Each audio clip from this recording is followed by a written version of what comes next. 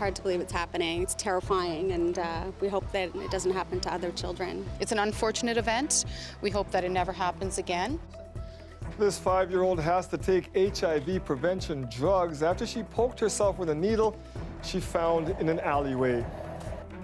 The little girl was playing with friends near her West End school when they came across the needle. Now all 3 of them have to take a month-long course of preventative medicine. Shannon Martin joins us live from near the school at Dundas and Rossensvales. And Shannon, the girl's mother has a warning tonight for other parents.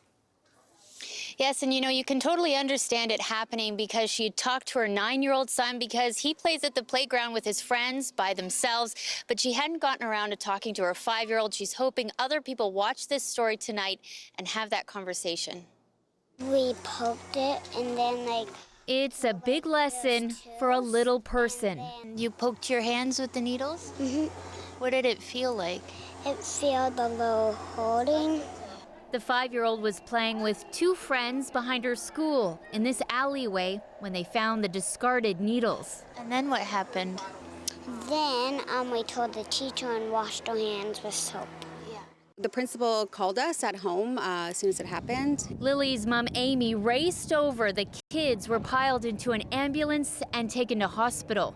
They were vaccinated for hepatitis, and then they actually had a transfusion for hepatitis B to protect them from that.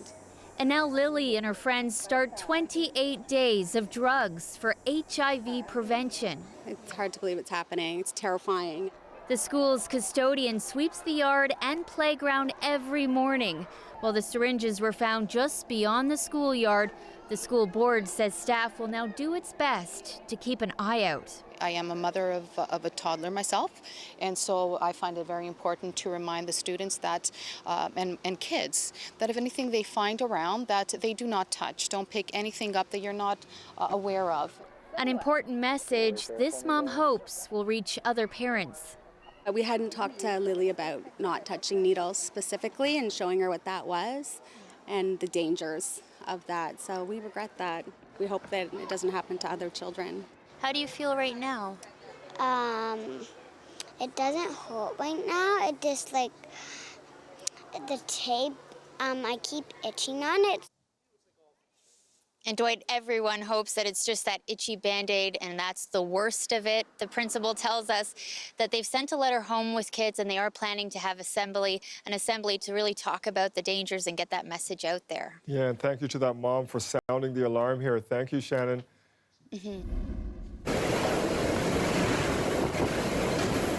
We are getting a clearer picture of the power of Hurricane Dorian as it slammed into the Bahamas. This was the scene on Abaco Island Sunday as the Category 5 hurricane came ashore. More than 13,000 homes were destroyed. It's estimated that's nearly half of the homes on Abaco and Grand Bahama. The storm is being blamed for more than 20 deaths, including a Canadian woman from LaSalle, Ontario, just outside of Windsor. Alicia Lioli and her family had been living in Abaco Islands. Amy Dodge spoke to her family and friends today. When the hurricane was heading for the Bahamas, Alicia Lioli was texting her lifelong friend, Alicia Cardinal Soderberg. She sent me a video of the storm, and then all of a sudden they lost power. So my messages weren't going through anymore. That's when Cardinal Soderberg and the family started to worry. Desperate for any information, the family posted to social media saying that they haven't heard from the family in days and they were seeking help from anyone. Her brother posting that family back in Canada are very worried. They're able to follow the directions of the teachers. Lioli was in Abaco for 6 years teaching for Every Child Counts. Seen in this YouTube video, she worked with students who had special needs.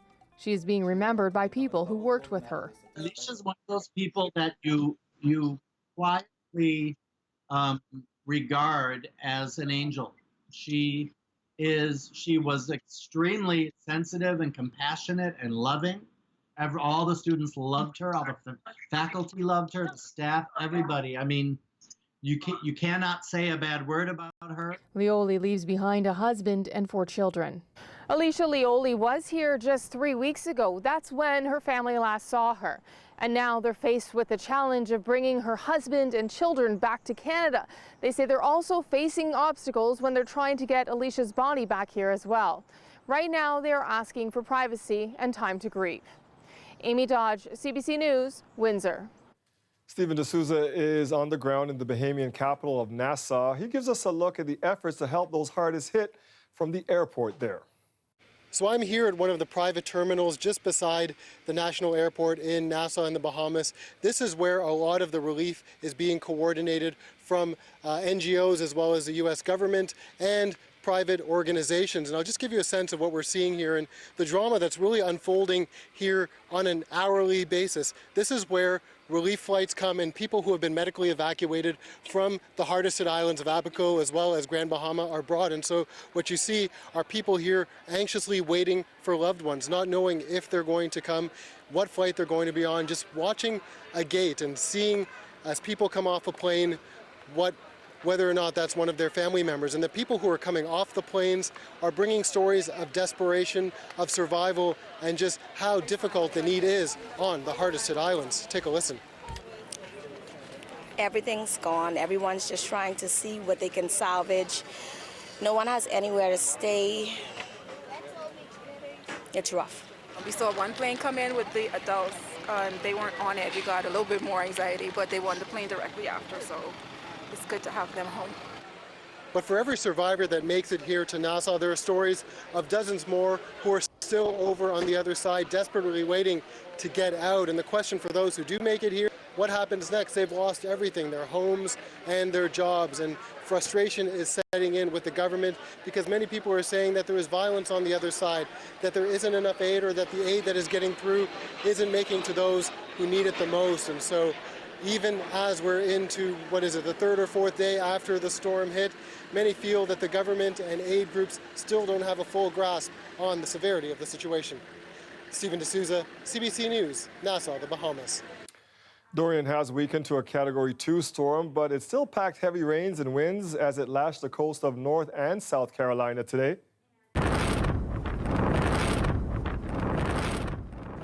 Video of this funnel cloud was captured over Myrtle Beach this morning. The U.S. National Hurricane Center says there have been a number of tornadoes, including one that hit a trailer park in North Carolina, causing considerable damage. Decisions were made with perhaps not the best interest of the taxpayers of Ontario in mind. Your tax dollars are subsidizing this zip line in Eastern Ontario, and you won't believe how much money it lost in just a few years. We'll have that story in just a few minutes. King Street is now Festival Street. The Toronto International Film Festival is officially here. More than 300 films from over 80 countries will be screened, and it all starts tonight. The 10-day event is where the buzz starts for cinema's biggest awards, the Oscars. Our film critic, Eli Glasner, has the films to watch out for.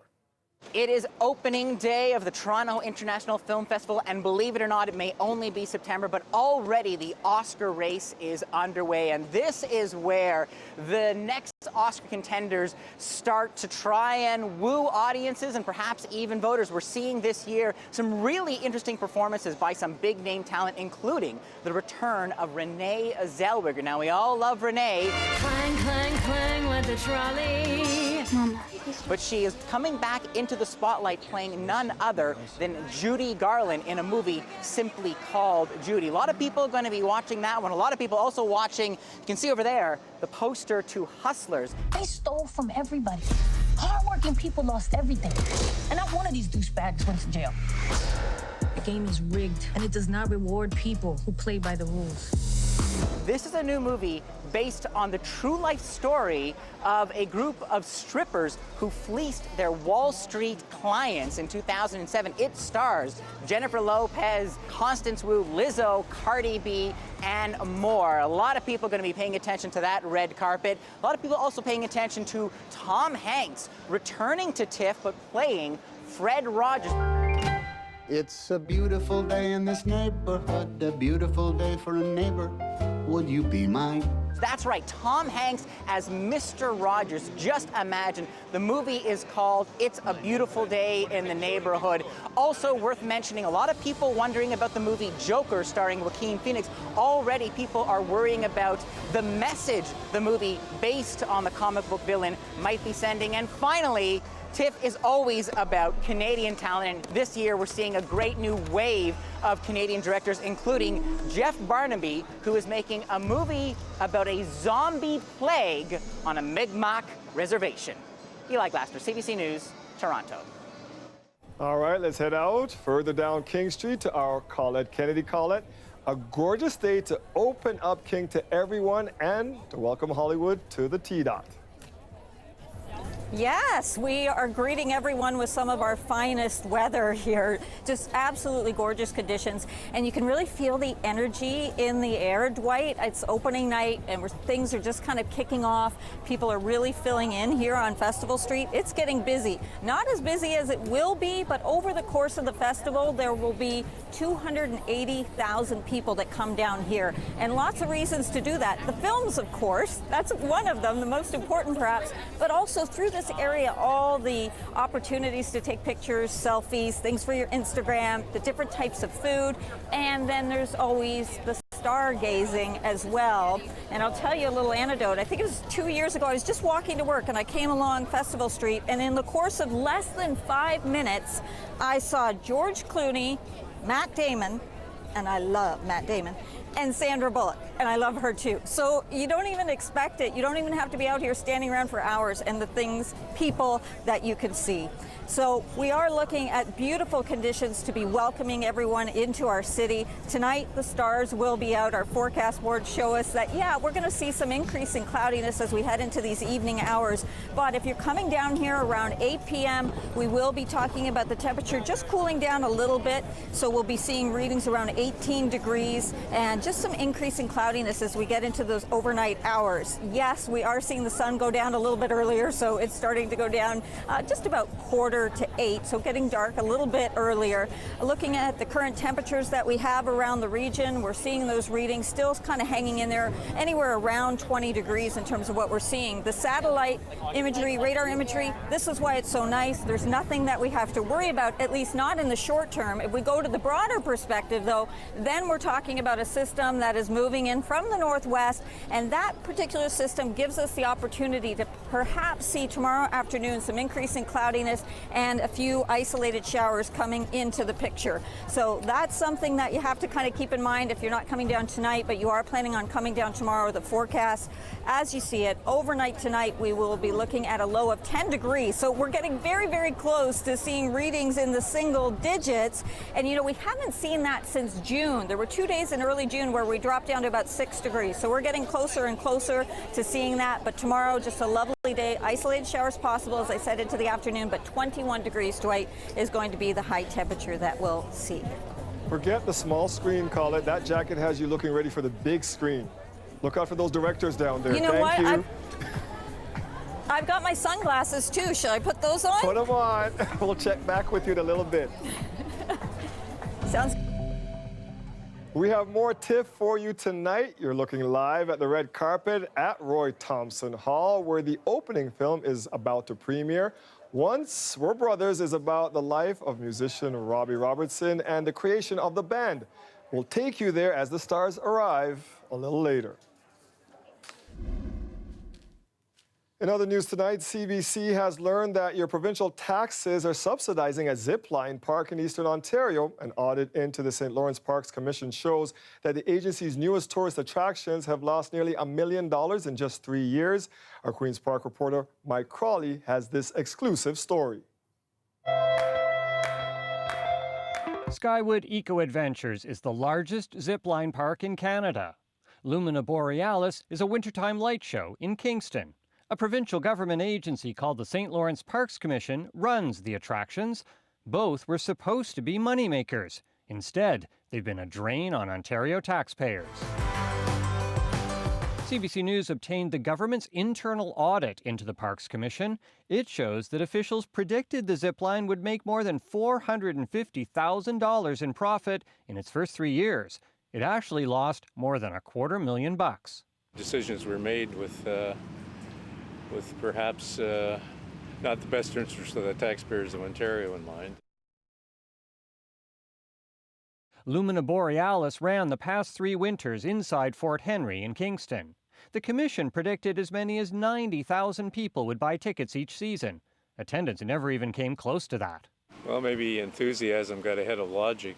The commission forecast Lumina Borealis would make $600,000 in average yearly profit.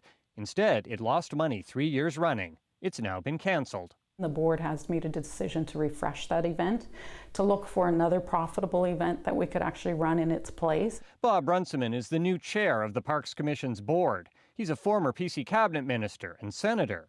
The Ford government appointed him in February after the audit was filed.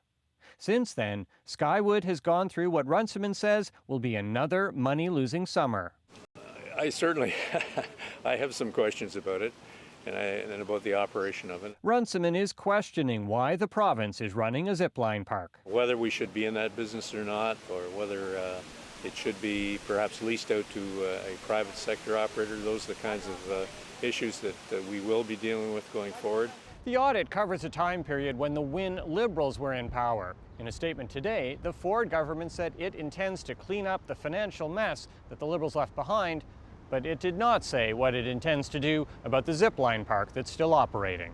Mike Crawley, CBC News, Toronto. Love them or hate them, e-scooters arrived in Toronto today. You can take one for a spin in the Distillery District, but as Laura McQuillan tells us, they're not allowed on the roads just yet. They perform reasonably well on the bumps. Bird Canada is revving its engine.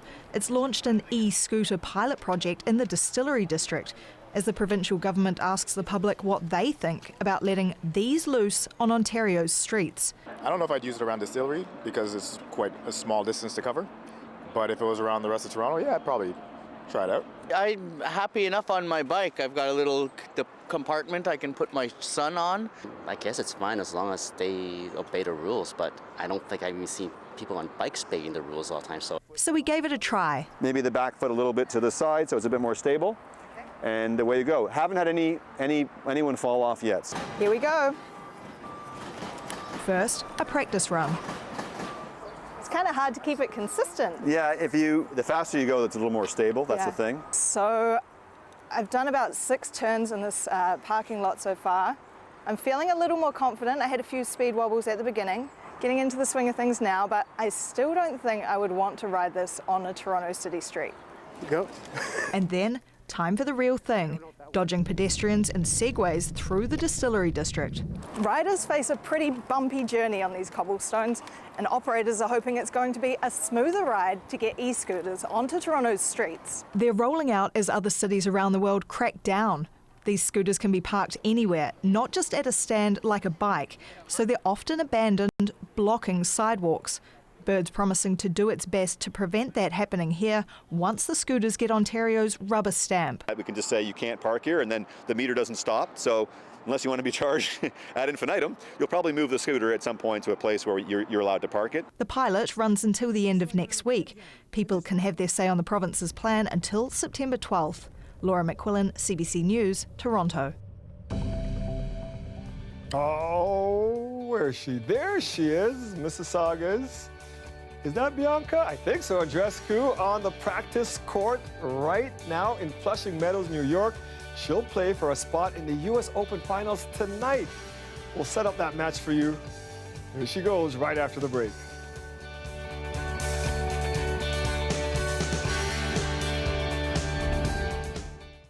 The weather update is brought to you by Train Extreme Conditions Testing.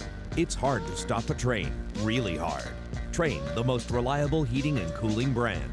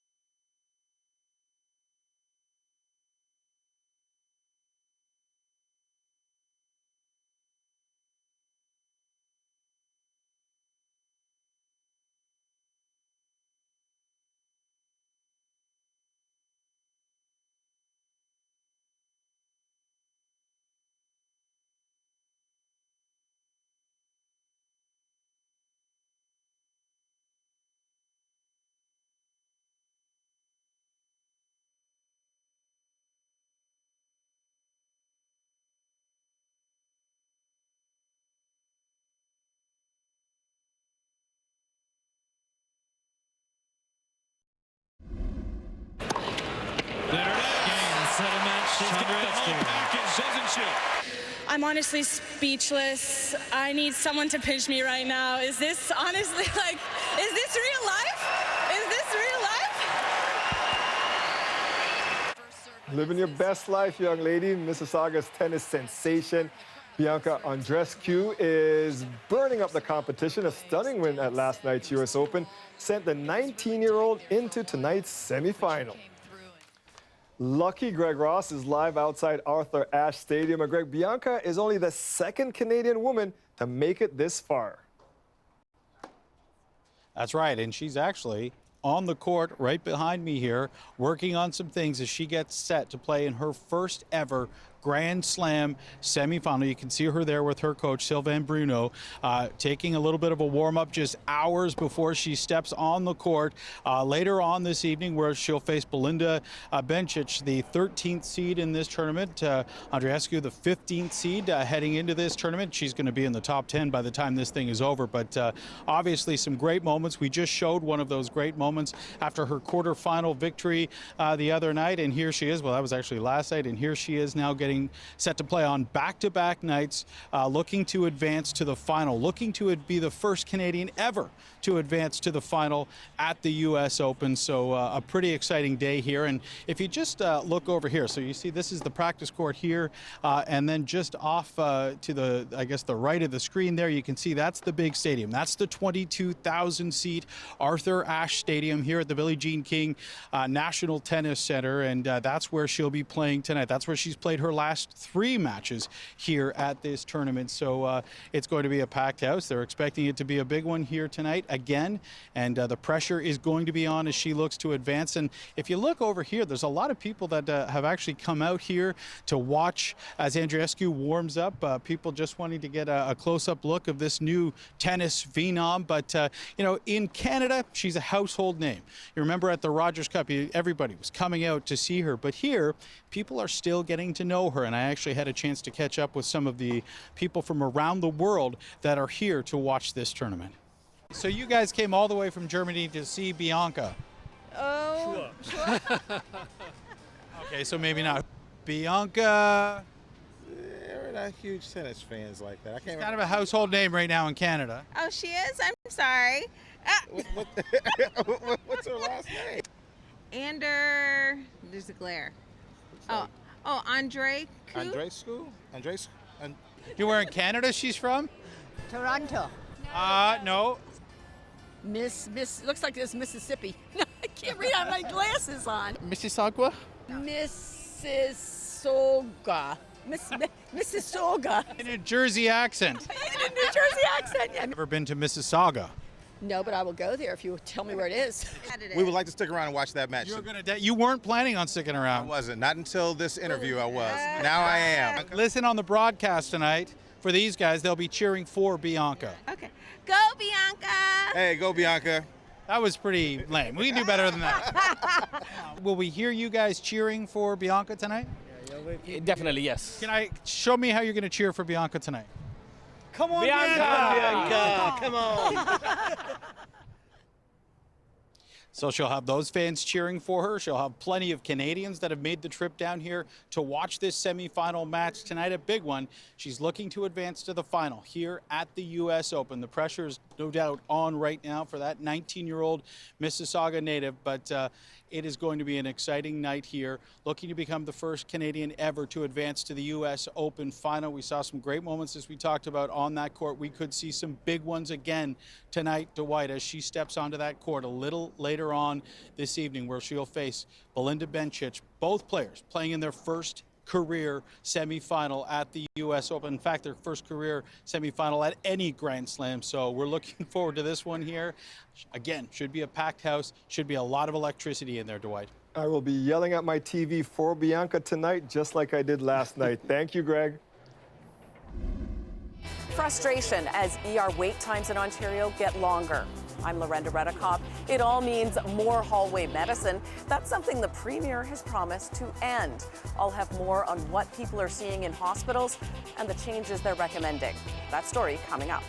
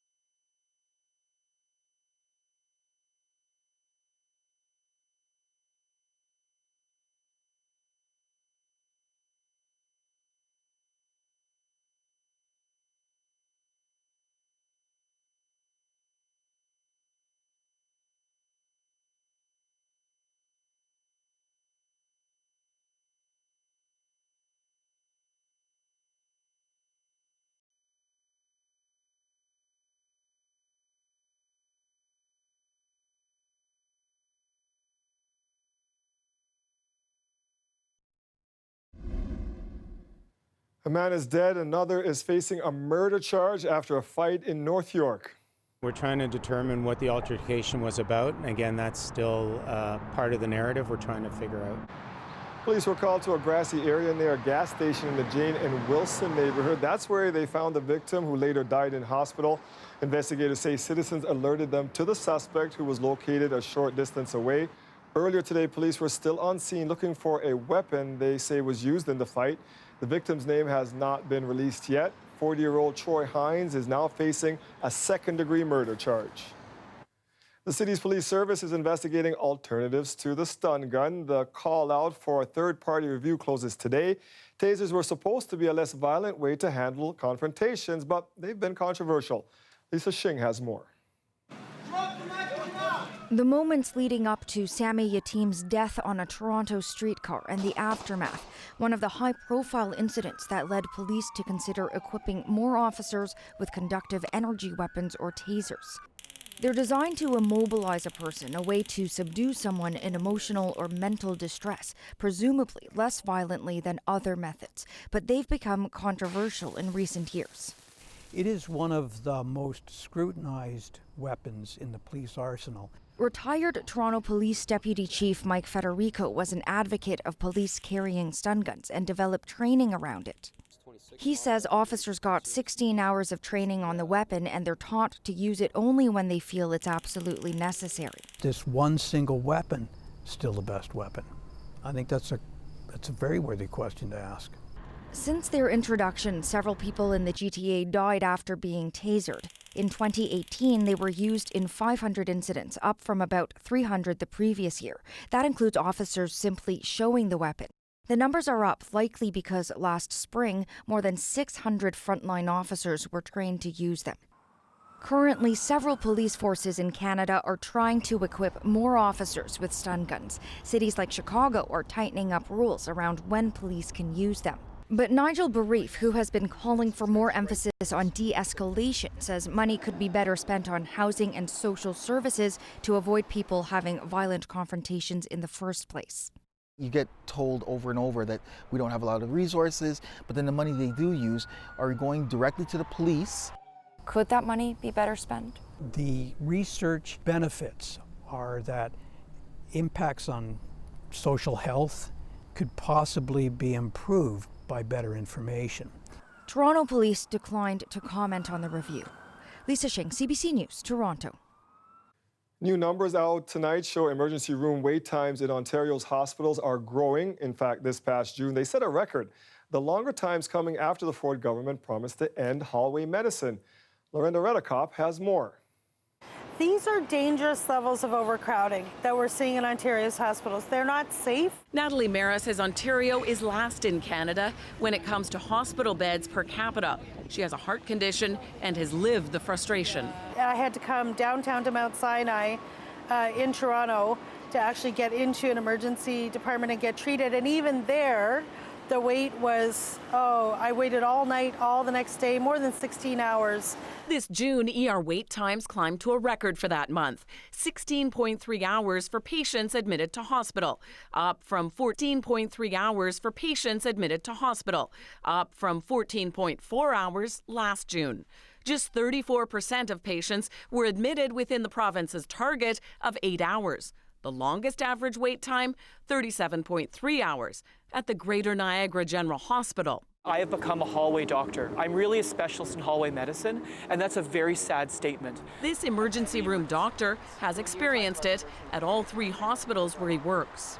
Earlier this week, he spoke against government cuts to public health, saying they'll make ER waits even more critical. I was even asked last week to examine an elderly senior citizen with a gynecological problem in a hallway stretcher. This all comes less than 2 months after the Premier promised a quick fix. Over the next year, we won't have anyone in the hallways there. His health minister wouldn't commit to that. I can't put a specific timeline on it. We're working as quickly as we can to end hallway medicine. Today, her staff did not respond to an interview request.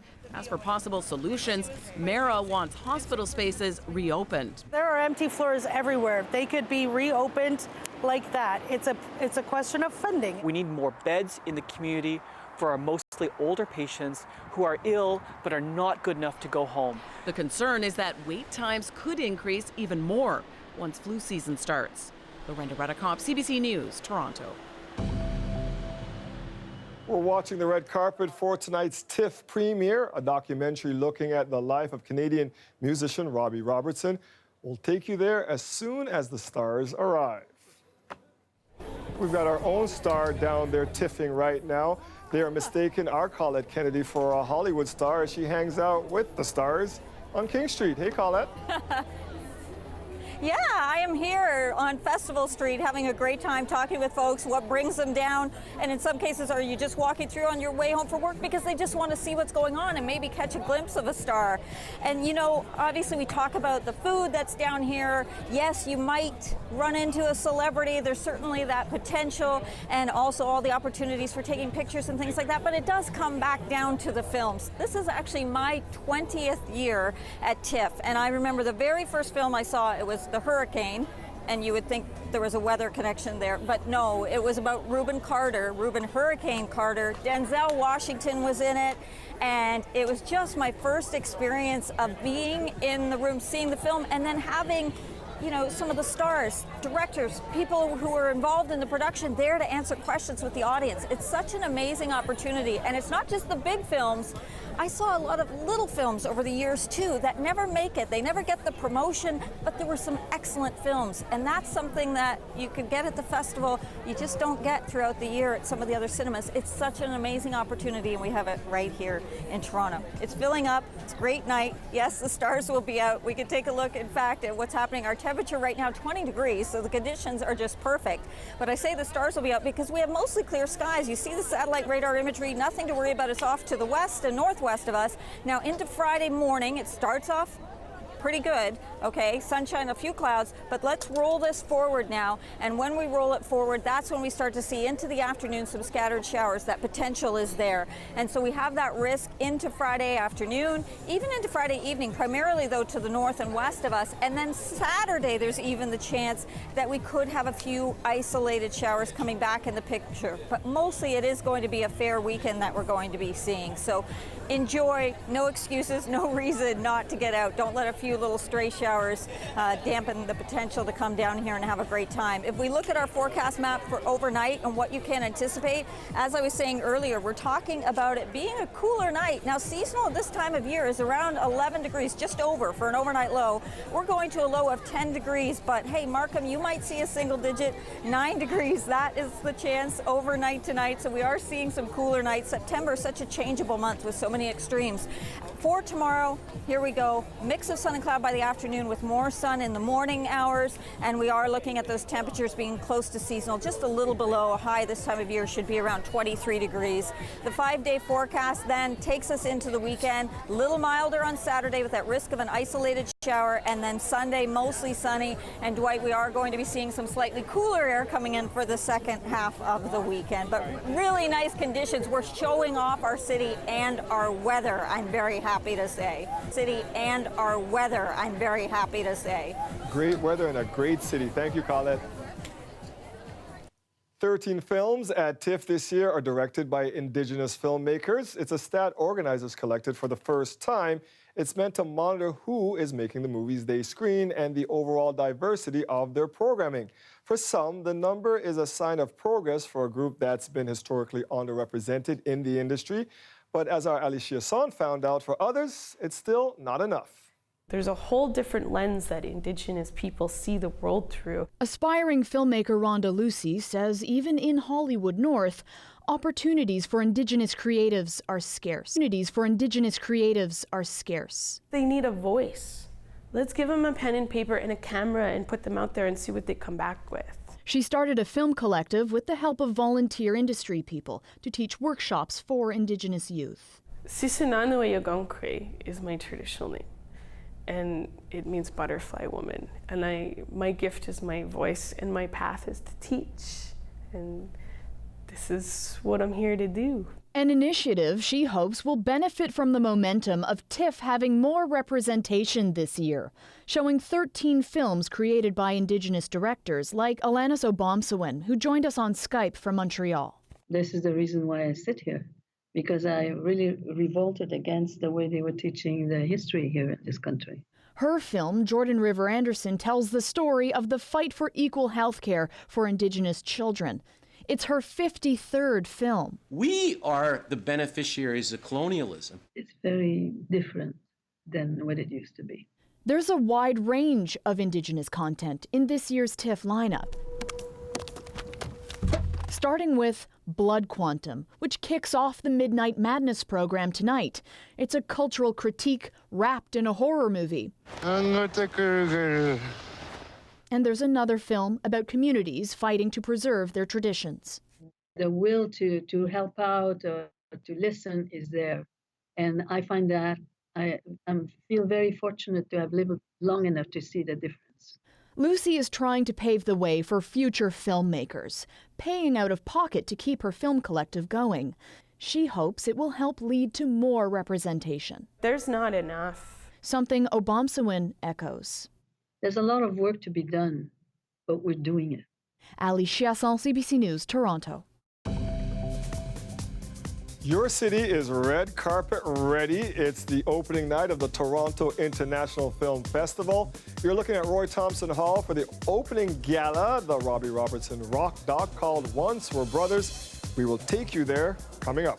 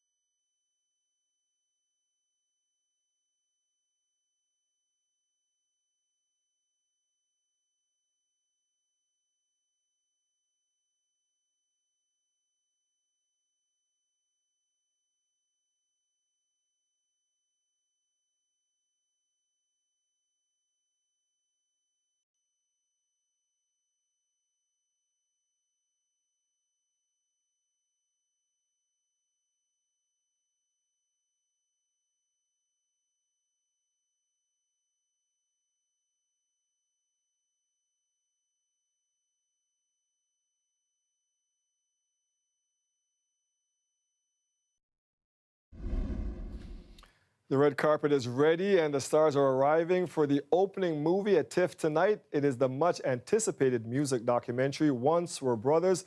The film tells the story of Canadian musician Robbie Robertson and the band. Our Deanna Sumanak-Johnson joins us live from the red carpet at Roy Thompson Hall. And Deanna, this movie is one indication we're back in the golden age of the rock doc. It really is, Dwight. I mean, you and I have both had the honor of interviewing Mr. Robbie Robertson, and I think the fact that they felt comfortable enough to open the festival not with a feature film, but with a rock doc, really also tells you how beloved and respected Robbie Robertson is. I mean, not only is this documentary completely star-studded in terms of people who appear in it, talking about how much Robbie Robertson's music has meant to them. We're talking about people like Bruce Springsteen and Eric Clapton, who absolutely idolize him. But look at the roster of executive producers. There's Martin Scorsese, longtime friend and collaborator of Robbie Robertson's, who is one of the producers on this film. Ron Howard. So there was no shortage of entertainment greats who wanted to be involved with this film, and I'm hoping all of them will be walking the red carpet tonight. Dwight. How about the filmmaker behind this one? We hear it's a Canadian. That's right. We're talking about Daniel Rohr, and I absolutely love this story because he was only 23, 24 years old when he approached Robbie Robertson and his team saying, you know, I should be the guy to direct this doc. He's from Toronto, like Robbie Robertson, and it does seem like in some ways they felt a definite kinship with each other. Robbie Robertson was also very young when he struck out, went to the States, and convinced Ronnie Hawkins at the time, let me join your band, I'll work really hard for you. I got a chance to speak to Daniel Rohr. Here's what he had to say. I said to him, you know, when we first met, I said, by the way, how old are you? You know, and he said, 24. I thought, my God, I was 24 when I made music from Big Pink with the band, and it just rang a bell. And it said, okay, let's give it a shot.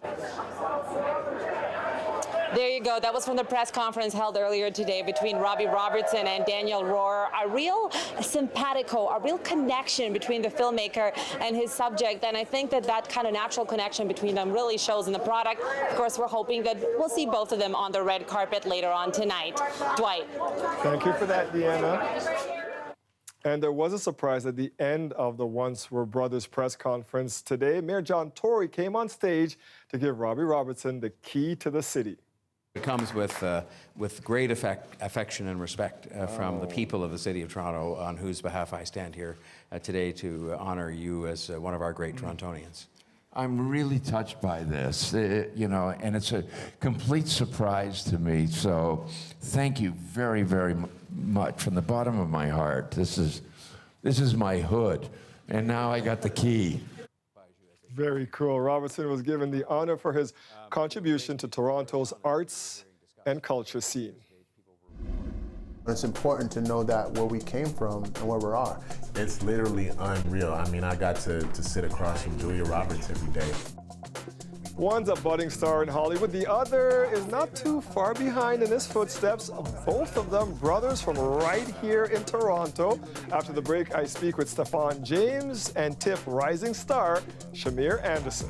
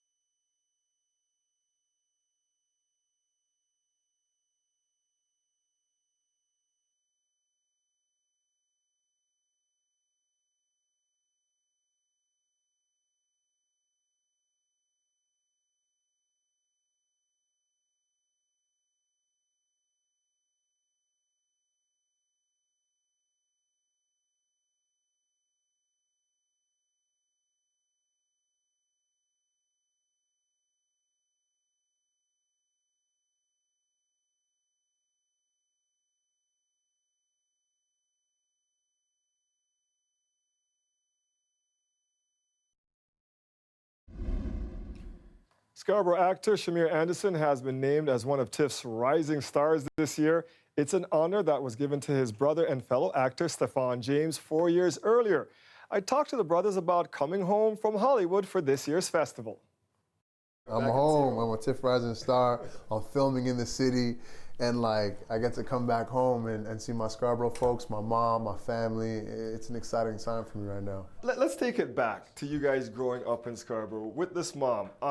You grew up in a West Indian home. Education is key, man. Key. And I know you were an Ontario scholar. Yes, I was. So was I. Big up, yes, because big up. We are in start of school year now. You know. How do you convince mom to go into the arts when you got the brain to do all kind of different You don't. things? You don't convince. There's no convincing. It's a non-negotiable. I gotta do little auditions on the side, and then she can then go, "I'm my boy that on TV." Yes. And I think when she sees me on TV and making sure that I come back, give back to the community, and stay humble, and those are the things that make her smile, you know. But yeah. You guys are in this together. You're not competing. You're lifting each other up. I mean, what's it like having this tandem like this? I mean, it's pure. It's honest. You know, I get to call my bro every single day, you know, and speak to him about things, unfiltered, honest, open. But at the same time, you see the come up. You know, we're there from ground zero, day zero. You know, and it's important to know that where we came from and where we are, where we're at rather. And so for us, it's just one of those things. We're just like, man, we have pinch me moments all the time, and we go to the Oscars. We're like, we're at the Oscars, fam. We're at the Golden Globes at Dukes. We're at the Golden Globes, fam. Like, it's a real thing. Like, we're from Scarborough, and it's just like, we're out here. That was going to be my next question, because when you look at the people that both of you had the opportunity to work with, like, these are some of the biggest stars in the game. Yeah. And you guys are alongside them in your chair with your name on it right there. As kids growing up in public housing in Scarborough, like, could you ever even fathom that could be a possibility in your life? No, it's literally unreal. I mean, I got to sit across from Julia Roberts every day. And she's bigging you up, saying how much she thinks of you. Yeah, it's just nuts, because I'm like, how is this lady, I mean, how is she even saying my name right now? It's kind of crazy, but honestly, it comes with like knowing your worth and knowing that you belong here. And I think that me and my brother have finally figured it out. Like, we belong here, and we want to help other people get here. Really. I also want to talk about you giving back, because it seems that's something that's in your DNA. It's something important to you guys to lift people up as you climb this ladder. Absolutely. Let's talk about what you're doing at TIFF with the Black Ball. Yeah. I mean, we're going into our 4th Black Ball. You know, Black is an initiative that my brother and I started 4 years ago to sort of celebrate, you know, all the talent coming out of our city and out of this amazing country, and wanting to support them and highlight them and give them a platform, you know, to be able to celebrate themselves. And you know, now going into the 4th year, I don't think me and my brother really thought that it would be at the place that it's at right now, building a legacy in acting, cinema, and knowledge. And we had some crazy announcements this year, just in terms of how breaking news, man. You guys want to drop anything? You're gonna save it? I don't know about that. Okay. We'll save it for the ball. Right after these cuts. but no, just really excited to be able to. This is our give back now. Is giving people a platform to do what we wanted to do this whole time. And you guys did something similar in Hollywood too? Yeah, we did. We did during the Oscars. We brought Black to the Oscars, and we had a Toronto sign, and we had Canadian filmmakers come in the room with American filmmakers. I mean, Tiffany Haddish was there. Yes. Lamar Johnson from Scarborough was there. Tessa Thompson. I mean, it was a beautiful space with Black creatives celebrating incredible things. We know that Toronto's kind of leading the world now when it comes to music, and I feel like you guys are doing the same for us with the films and the movies, man. And you know what we love about you guys? The way you rep your city. No, wherever you are in the world, you guys are Scarborough, Toronto boys, and you seem to be so proud of it. Congratulations and continued success. A TIFF star and a TIFF rising star there. Remember those guys. We'll have more from Festival Street after the break. Stay with us. Where's Colette? She's down there somewhere.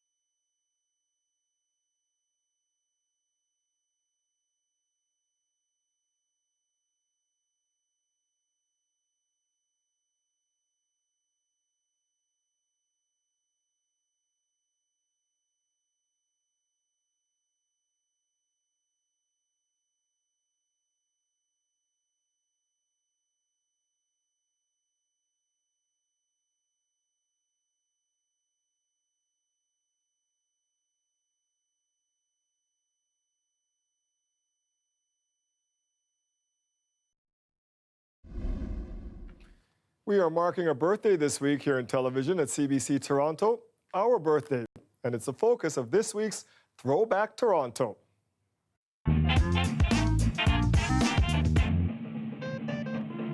This week in 1952, CBC Television made its debut in Toronto. Good evening. This is Lorne Green. This week, our cameramen all over the world went to get the news where and when it was happening. Here is what we've selected from the pictures they took. Our first story was about a prison break from the Don jail. On the run, the notorious Boyd Gang bank robbers. Within hours, 2,000 police had begun the hunt. When CBC Television went on air, just 26% of the Canadian population could receive its signal. Its launch was recognized around the world. I would like to offer a word of congratulations to the CBC on the opening of their television service.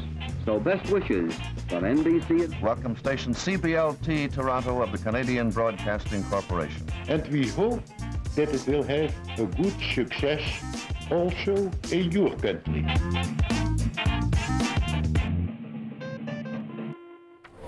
Carl, I don't know if you saw that throwback, but you know you're getting old when you've got to explain to the young people who Lorne Green is. Yeah, I find we do a lot of explaining, you and I, Dwight. So what's it like down there? That's okay. You know what? I've been talking with so many people, and it's kind of interesting. There's, of course, those who are down here. It's destination. They're here for the films. That's primarily why we're here. But so many people, too, that I'm talking to, well, I'm walking home from work, but I just detoured to come over to Festival Street. I keep hearing that. I just wanted to kind of walk through and see what the energy is, what it's like. There truly is something for everyone. And in terms of the festival, 333 different titles here. 2-minute long, that's the shortest, and the longest, 14 hours. There are almost 85 different countries represented here and more languages than that. So truly something for everyone. And even if you just want to come walk through and do some people watching, Dwight, that's kind of fun down here too. Thanks, Colette. We're going to finish off tonight with one more look. There's a delay. That's why Colette keeps doing that. Let's get one more look at the red carpet on the way out. Maybe we'll see a star or two. There's Deanna waiting for them. Remember, the Robbie Robertson doc, Once Were Brothers, the big premiere tonight. We'll have more for you tomorrow from TIFF. Have a great night, everybody.